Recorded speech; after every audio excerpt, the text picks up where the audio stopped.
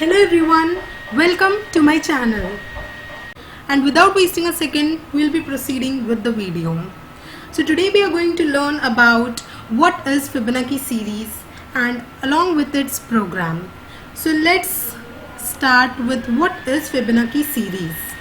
Fibonacci series is a series in which every number is a sum of the two previous consecutive numbers. As you can see the series out here. Here the third number is a sum of the two previous consecutive numbers, that is 0 and 1. The sum of 0 and 1 is 1. That's the third element of the series. Likewise goes the other elements of the series like 2. 2 is the sum of its previous two consecutive numbers, that is 1 and 1, which sums up to become 2. So, and the other most important thing which we should know while doing a Fibonacci series program is that its first two elements are predefined. It is 0 and 1. We need to predefine these two elements while writing a program. And in the first case, the two elements will be considered as 0 and 1. So that will give us the third element.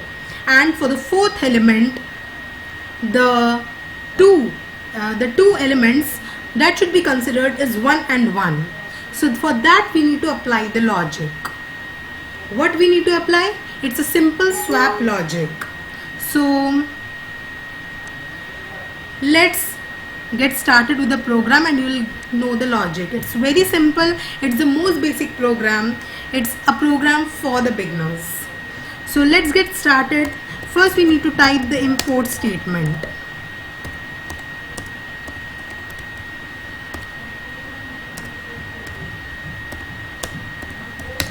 It's import java.util.star.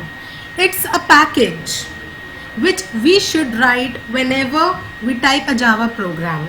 It's actually we are going to use a scanner class over here. So we need to insert this package over here because that class is available in this package itself. If we don't write this package and we use that scanner class, that class won't get identified by the program. And that will show an error. So next comes the class. The class name. Class is followed by the class name. Class is a keyword over here. That should be followed by a class name. And that class name should be a reasonable one. That should be well understood by the end user. So I'll be giving a Fibonacci class name over here.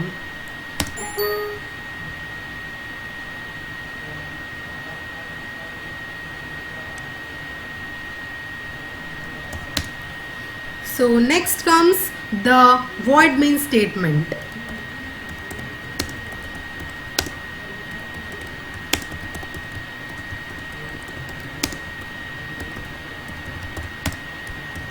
So main is a user defined actually. It's a user defined class. It's a user defined function and it's the entry point for the program. If we don't write this function, our program will not get a way to enter and will not be able to execute. It's a very important function as well as mandatory. It's not only important but also mandatory.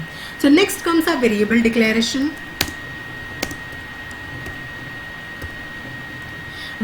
I'm taking two variables A and B because as if you remember, I have already told the first two elements of the series is predefined. So I'll be defining it over here as 0, A as 0 and B as 1. So we are done with the first two elements. So next I'll be taking one more element C, which will store the addition of the two previous consecutive elements.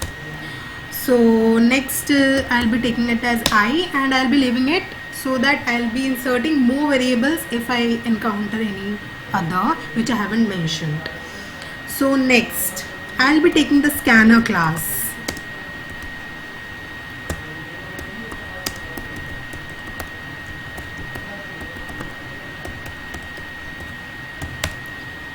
So scanner is the class over here and SC is the object.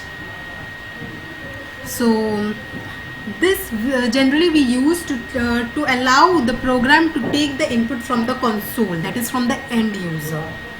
Okay, so next we'll be writing a statement that will direct the end user that what he need to do now.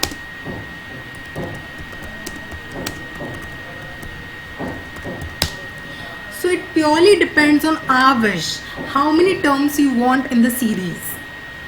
If you want 10 terms, we can write a program of 10 terms. If you want 8 terms, we can tell the end user may enter 8. So our program will be a dynamic one and not a static one. We should always try to make our program as dynamic and not static.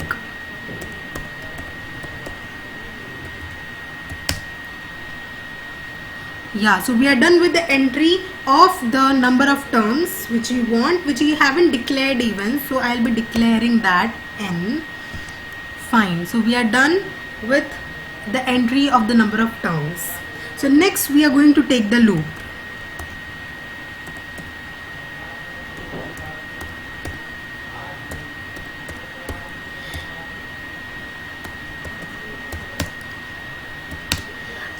I already have first 2 terms in my series, so I want 1 to n minus 2 terms in the series now, because I already have 2 terms.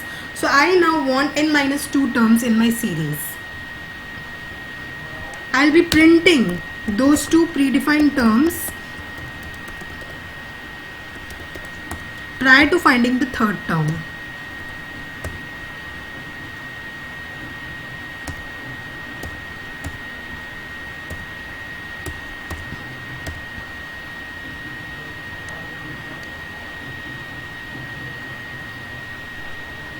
So next is we need to find the third term. Third term is nothing but the sum of the 2 previous consecutive terms. So C is equals to A plus B will be a statement.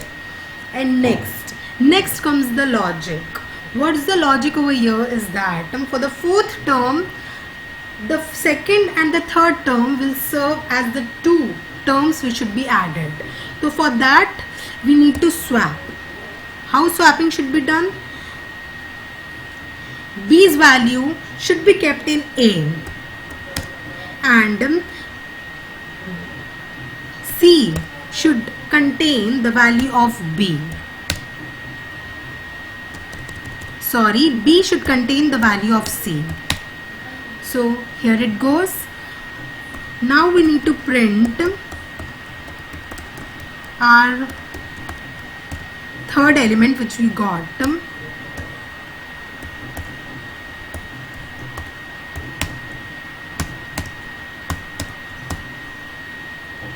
So we are done with the program, guys. I hope you understand the program. It's very simple.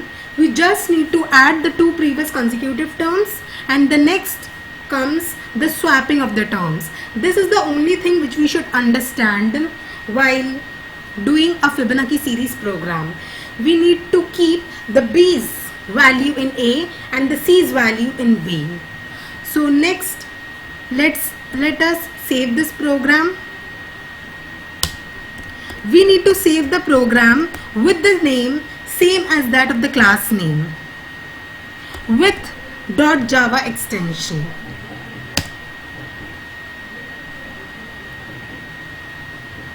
So we are done with saving the program. Now we'll be executing it.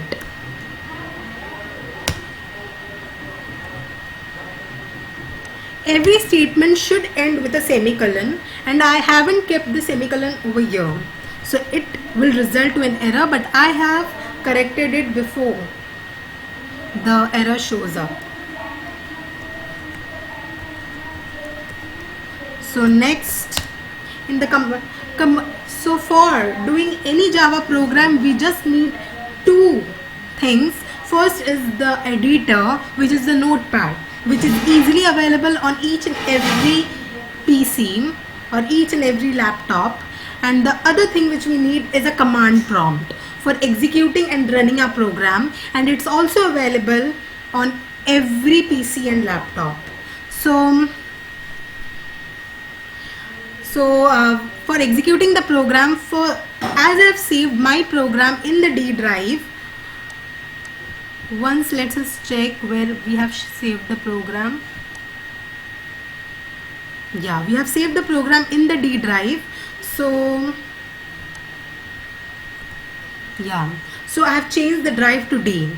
The drive will be predefined as C, so we need to change it to D. So, and then I've created a folder named YouTube where I have saved my Fibonacci.java program. So I need to change it to that folder.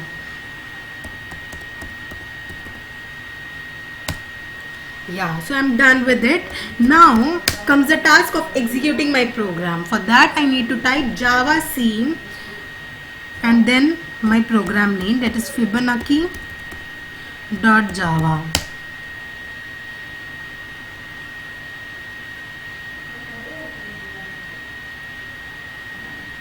Yeah, so my program doesn't contain any error, otherwise it would have shown up after this statement itself. It's a compilation statement. Our program has been compiled and it doesn't contain any error.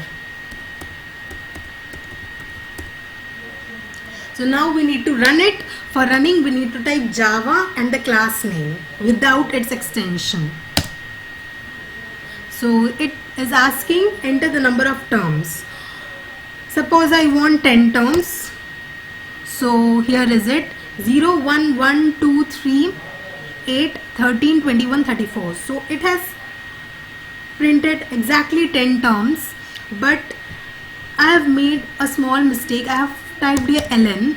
If we type ln over here, it will automatically go to the next line. So but I don't want next line, I want a series to be printed in one line itself. So again I'll be running the program.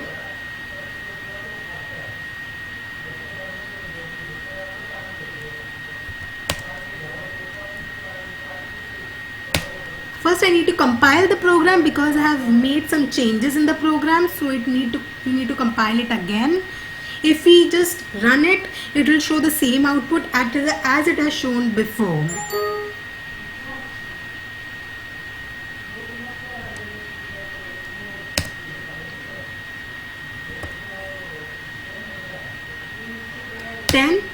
C. So now it's showing in a line, that is 0, 1, 1, 2, 3, 5, 8, 13, 21, 34. So you can see every number is a sum of the two previous consecutive numbers, and if you give here enter the number of terms, so if you give here 20, it will show 20 numbers. So it is as per your wish how many terms do you want in your series. It's a dynamic program and you guys should always try for a dynamic program, because static is not acceptable actually. Everyone wants a dynamic program. So thank you for watching. If you understood my what I told, and if you liked my video, don't forget to subscribe my channel and press the bell icon so that you get notified every time I post a new video. So guys, I'm not posting the tutorial videos, but if you really want those tutorial videos, do tell me in the comment section below. I'll not mind posting them too. Thank you. Bye.